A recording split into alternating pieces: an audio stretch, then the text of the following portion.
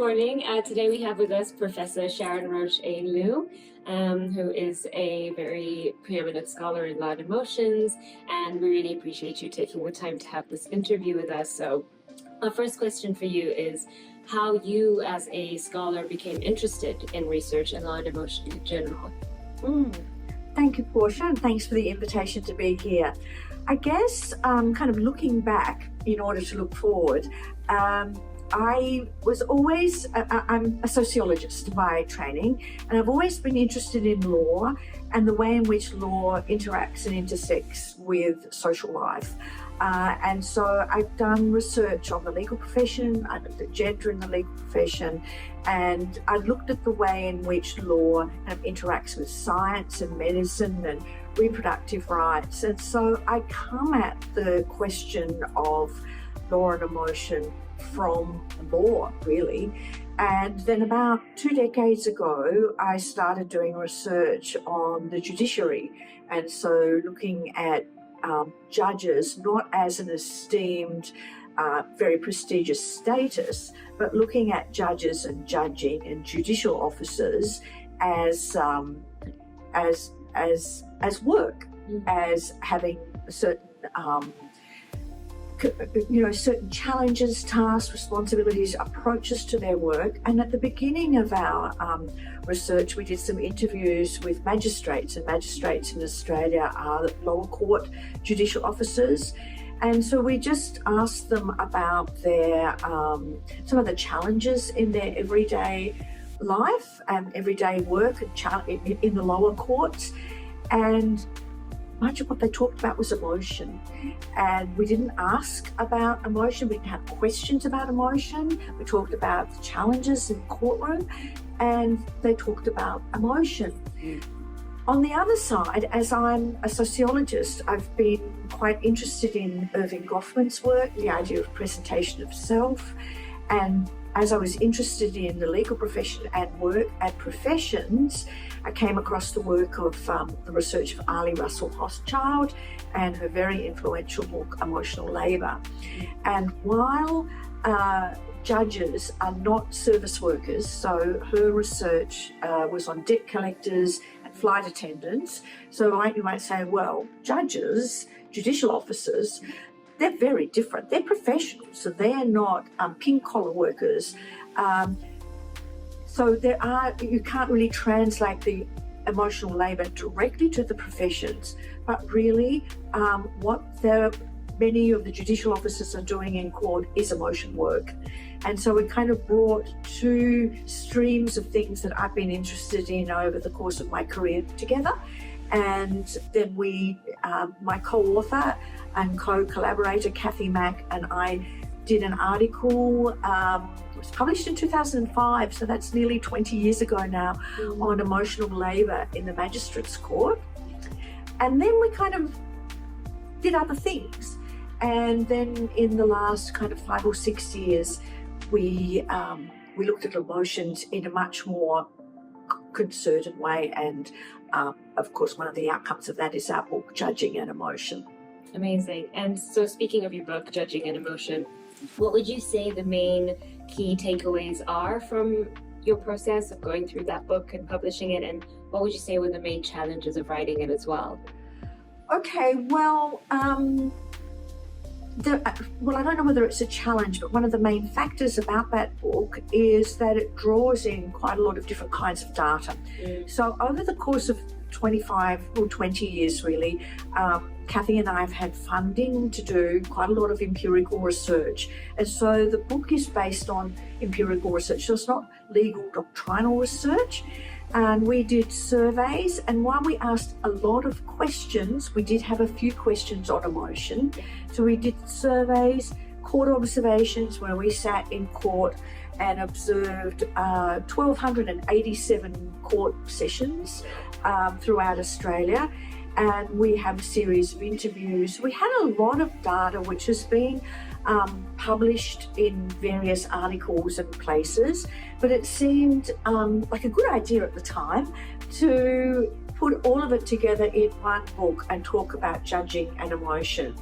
And I guess one of the take-home points is, and I think, Anne, you might have made this point yesterday, somebody made this point, that judges and judicial officers, and I use judicial officers as a more general term because our judicial officers include magistrates who are not called judges by and large in Australia. So it's clear that judicial officers think and are aware of emotions.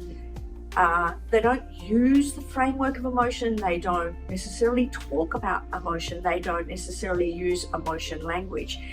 And then on the other side, think, hey, why would you expect them to? Why would you expect judges to think like a sociologist? I mean, when you think about the disciplined framing, each of our disciplines, whatever they are, and I should add that I did a law degree after my PhDs in order to understand better law and lawyers and the way and the way the discipline approaches the world. So they'll kind of see, and we all do, see different things in the same piece of information. And so I became really interested in the way in which they frame emotion and its relationship to what they do. So what they do is adjudicate, and they adjudicate cases impartially. So without fear or favour, so they recognise emotion, and then they say, they put the emotion aside. So emotion is fine, and I'm reflective, and I'm aware of other people's emotions, and I'm responsive, and sometimes the courtroom gets too emotional, I have to adjourn, go out, debrief, come back again. So there's various ways they manage emotion. But then they say, okay, and I just remember this wonderful interview quote where a magistrate said, it's like letting the silt settle. So you let all the emotions come out, and this was a case, he was reporting a case that involved a victim's impact statement in court, and where people were very upset, and there was a lot of visible emotion. And so she said, well, okay, you've got to let that come through, you've got to be compassionate, you've got to let people have, time. But by time, she didn't mean half an hour or an hour, she meant 5 minutes. The lower course, a lot happens very quickly. So let people have, and then when the silt settles, I can move the emotion to the side, and then I'm ready to make my decision. So a really clear separation between emotion. And also I was really struck by an idea of capacity, that you can kind of bundle them up in a box, okay, pop them there, and then pop them in the cupboard and close the door, and then get on with the business of making decisions in an emotion-free way. And so I guess that was how I was really struck by the extent to which there's a lot of awareness, a lot of reflexivity around emotion, but also a sense that emotion is something that it has its place, and then it needs to be put back in its place so I can get on with the business of impartial judging. The other big finding, I guess, that comes out of our research is that judges, and I guess it's perhaps worth saying that, or reminding people that the legal system, the judicial system in Australia is common law, and so people get to be judges after they've had a period in legal practice. So it's not it's very different to the civil law kinds of judicial training. So mostly people are toward mid-career or coming toward the end of their career before they're appointed as judges, and they've endured quite intense socialisation, both formal and informal. And so one of the surprising things to me is that there's not much difference in attitudes, approaches or values among judges. Yes, we found a few gender differences, but we didn't find a lot. And most of the gender differences are around work-family intersection, but also a little bit around emotion. But you can't say, well, male judges are like this and female judges are like that.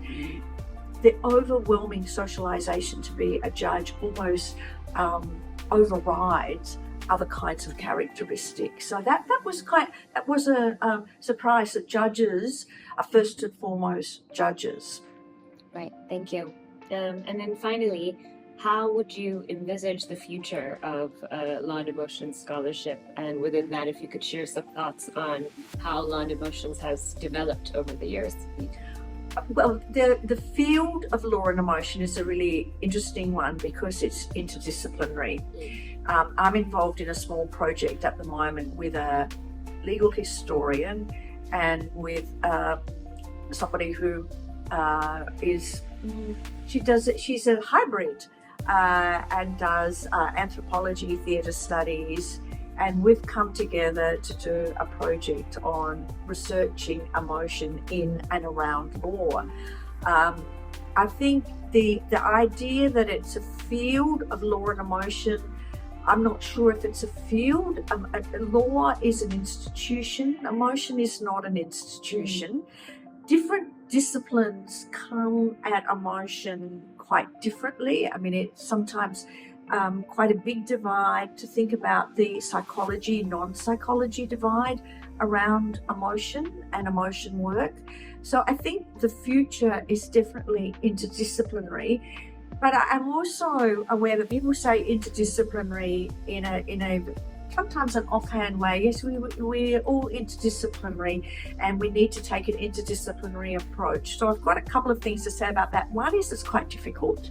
Like it can be quite challenging to work across disciplines because no matter what your discipline is, you have kind of quite fundamental things that you really value in terms of the perspective of your discipline.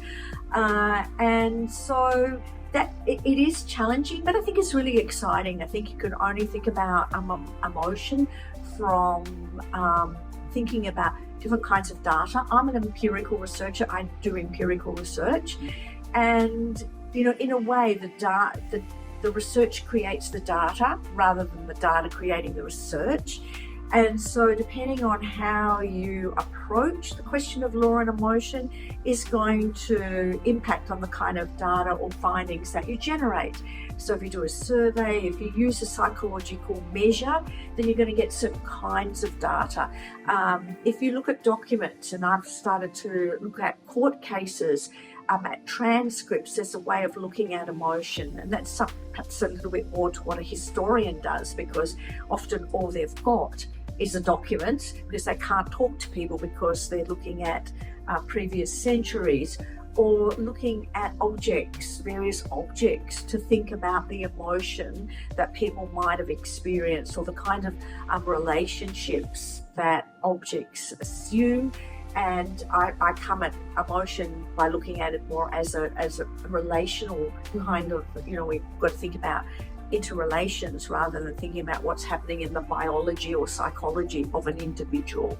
So yes, certainly interdisciplinary, but it has to be interdisciplinary in a way that's very, you know, all comers. You know, it's not like there's a one truth that comes from a particular discipline. But in order to think, especially around law and emotion, it's got to be interdisciplinary. And yes, I see there's a lot more empirical research. When we started our empirical research, there was very little or very few studies of, and our focus has been on the judiciary, of judges and magistrates and the way that courts worked with a lens that looked particularly at emotion.